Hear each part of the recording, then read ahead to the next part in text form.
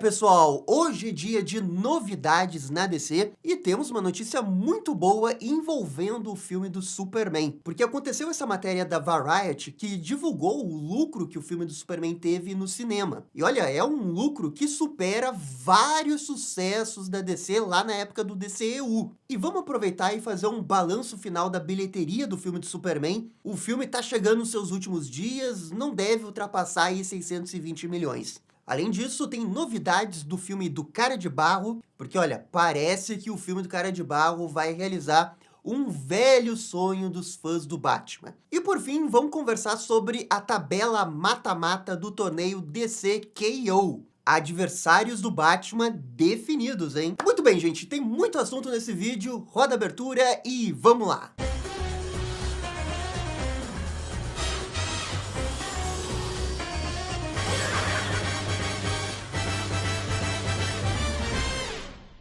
E só antes da gente começar, bora dar aquele salve para os novos membros e para os membros que renovaram. Um grande salve aqui para o MiG, Virgílio Viana, Danilo Almeida, Jonas Cândido e Juan Pablo. Valeu, gente, muito obrigado. Aqui tá a lista de todos os membros da Batfamília. Lembrando que esse mês de setembro também vai ter sorteio para os membros. Aqui, ó, esse boneco do The Batman, da DC McFarlane, é o Bruce Wayne Drifter, lá do início do filme, quando ele tá com a motinho. Para participar do sorteio, você só precisa ser membro ativo no canal. E a partir desse mês, quem for membro com preparo, que é a segunda categoria de membro, vai ter mais chances para ganhar no sorteio. O nome dessa pessoa vai aparecer 2 vezes na tabela, que a gente sorteia na live do final do mês. O sorteio desse mês vai acontecer na live do dia 28 de setembro. Então, se você quer ajudar a Batfamília, ter a recompensa, ganhar um salve aqui no canal, tá no grupo do WhatsApp e poder ver as lives exclusivas,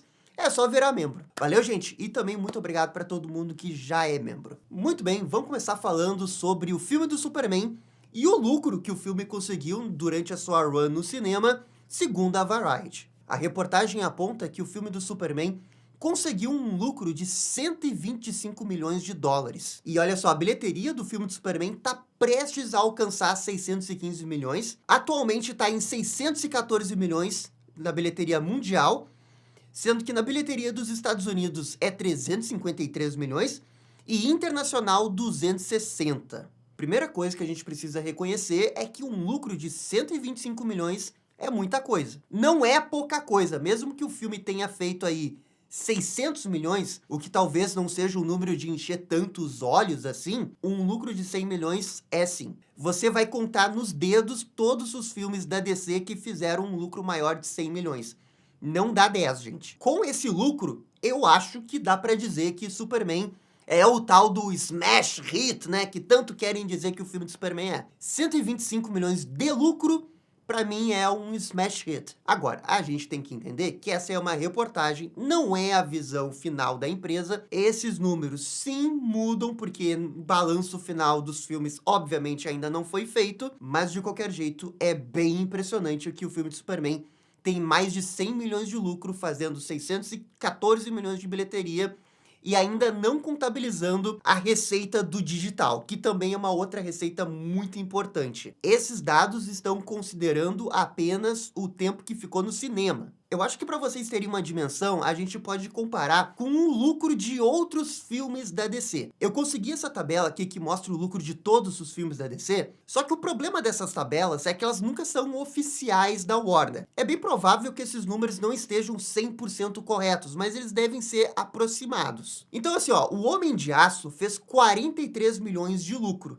O Batman vs Superman teve um lucro de 105 milhões. O Esquadrão Suicida, 158. Mulher Maravilha, 252. Aquaman, 260. E o Shazam, 74. Esses foram os filmes que, na pesquisa que eu fiz, foram os filmes que deram lucro no DCU. E o filme do Homem de Aço até tem um asterisco, porque esses 43 milhões é considerando apenas a receita da bilheteria. O lucro do Homem de Aço com certeza foi maior pela questão da publicidade que teve nesse filme, porque a Warner conseguiu praticamente pagar todo o filme só com publicidade. Isso, inclusive, na época foi uma notícia muito grande que divulgaram. O mesmo aconteceu no Batman vs Superman. Então, esse lucro dessa tabela aqui é um lucro parcial, é o lucro só considerando as bilheterias. O ponto todo é que também a gente só está comparando com a bilheteria do filme do Superman, para ficar mais justo. Então, dos 6 filmes do DCU que deram lucro para a Warner, o filme do Superman, com 125, já se posiciona no meio dessa tabela, ficando atrás do lucro do Esquadrão Suicida, Mulher Maravilha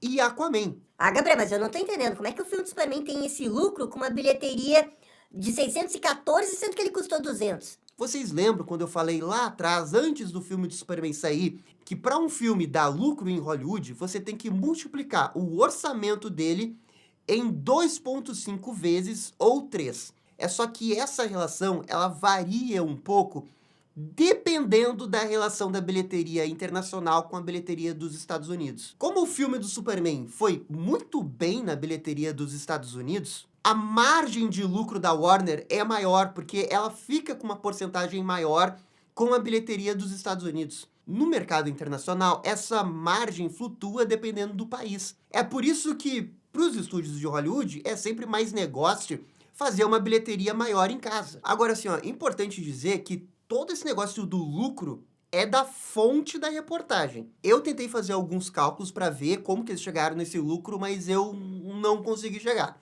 Mas, enfim, só nos resta confiar na fonte da repórter. Se estão dizendo que é 125 milhões de lucro, beleza. Mas nos meus cálculos, o lucro do filme era tipo 50 milhões. Mas olha, com certeza, independente da matemática, o filme deu um lucro. E o mais importante, a sequência foi anunciada. Para mim, assim, a questão da bilheteria, ela é super importante. Ela indica um comportamento de público, ela pode mostrar uma tendência de alta ou baixa. Só que a coisa mais importante da bilheteria é o filme ir bem o suficiente para ter a continuação. Sabe, o filme fez aquele dinheiro que o estúdio fica tranquilo, de boas, e dá ainda mais autonomia, no caso do James Gunn, para fazer sequência. Conseguir um lucro de 125 milhões é muito impressionante, porque se compara com a bilheteria do Esquadrão Suicida. E o Esquadrão Suicida, pô, vocês lembram, foi um sucesso gigante. O filme é uma porcaria, mas é um sucesso gigante. A campanha de marketing do Esquadrão Suicida na época foi muito forte. A Warner gastou horrores com aquele filme. O filme custou muito, ele fez 749 milhões de dólares, 200 milhões de dólares a mais que o filme de Superman, e os dois filmes estão na mesma margem de lucros, digamos assim, um 125 e o outro 150, tipo, é muito próximo para uma diferença tão grande de bilheteria. Se esses números realmente são reais aí do filme de Superman, é impressionante, a Warner tirou leite de pedra. Para chegar nesse resultado, com certeza eles tiraram de algum lugar, sei lá, do marketing. É realmente impressionante 600 milhões e ter um lucro de 125, assim, ó, é realmente bem impressionante. E também, com esse lucro de 125, supera Batman vs Superman, que fez o lucro lá de 100 milhões, e O Homem de Aço, que eram os outros dois filmes do Superman que se fazia muito essa comparação.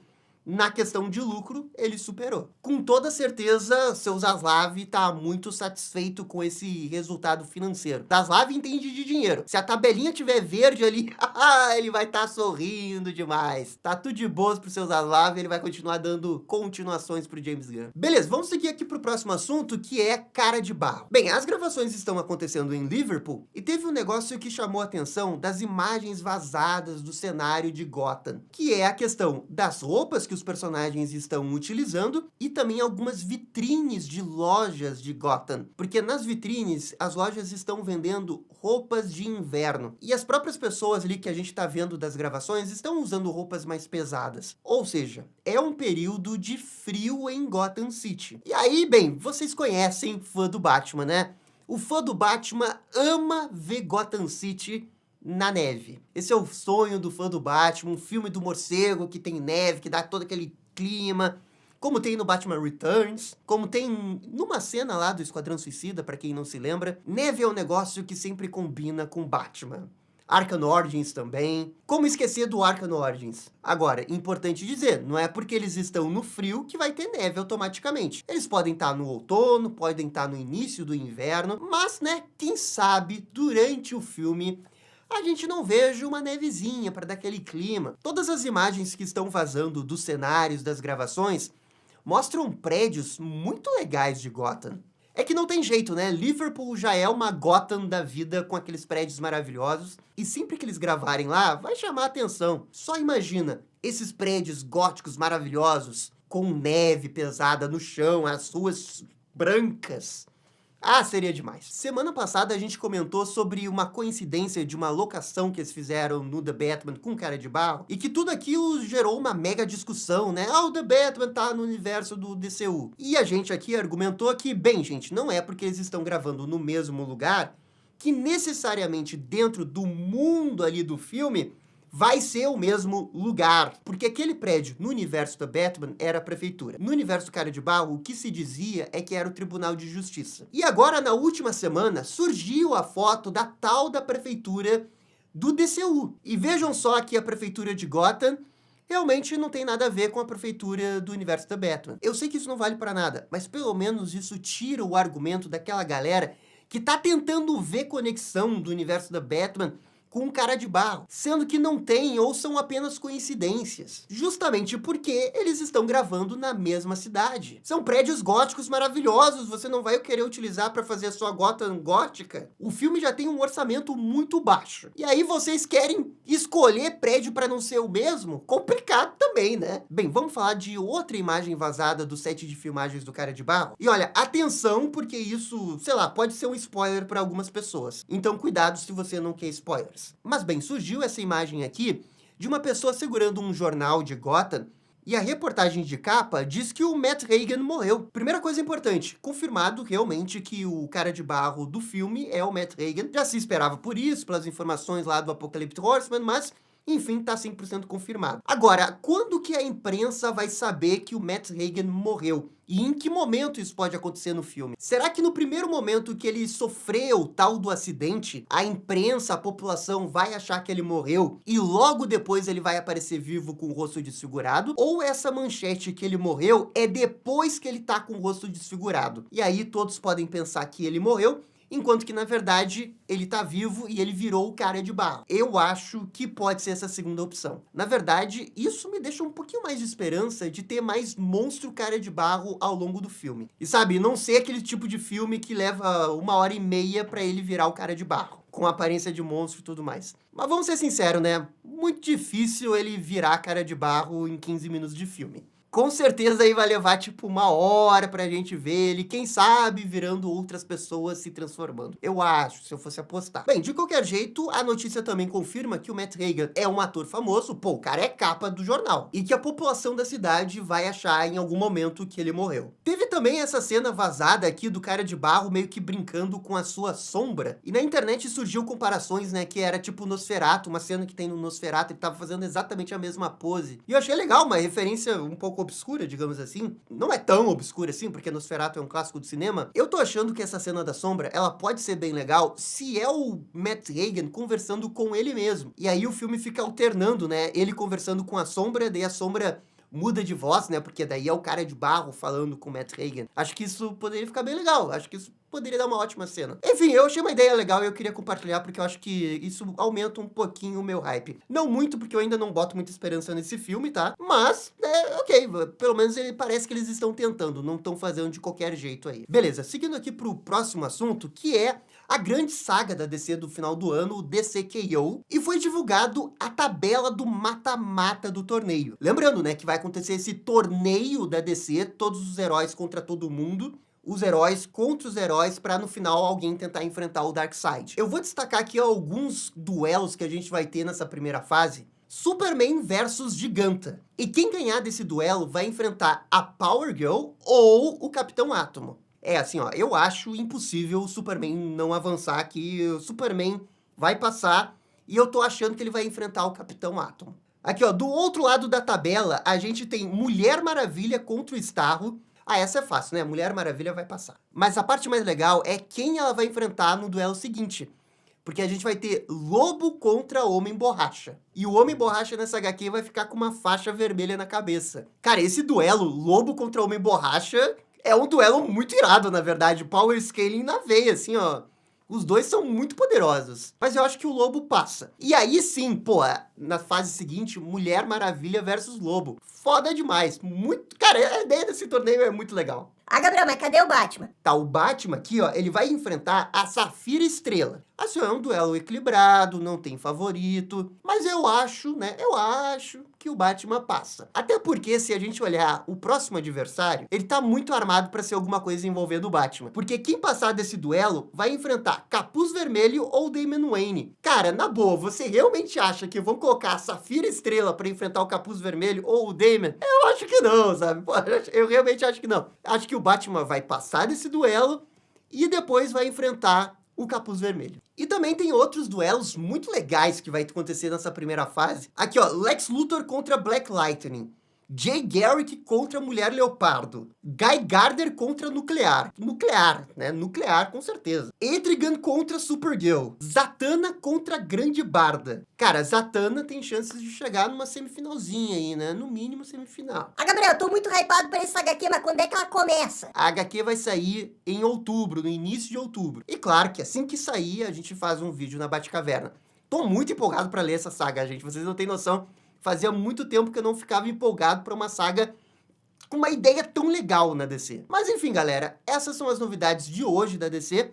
Por favor, comentem aqui embaixo. E no mais, eu fico por aqui. Muito obrigado por assistir o vídeo até o final. Vocês estão ligados? Dai DC! E esse foi o vídeo com as novidades da DC. E aí, gostaram? Não gostaram? Deixem suas opiniões nos comentários.